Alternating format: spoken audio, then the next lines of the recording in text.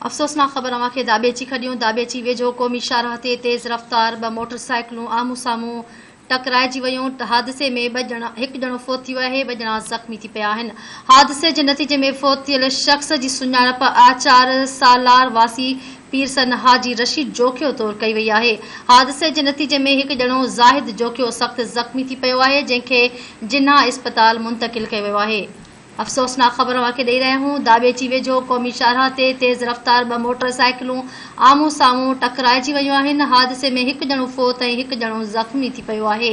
हादिसे जे नतीजे में फ़ौत थियल शख़्स जी सुञाणप आचार सालार वासी पीरसन हाजी रशीद जोखियो तौरु कई वई आहे, जॾहिं त हादिसे जे नतीजे में हिकु ॼणो ज़ाहिद जोखियो ज़ख़्मी थी पियो आहे।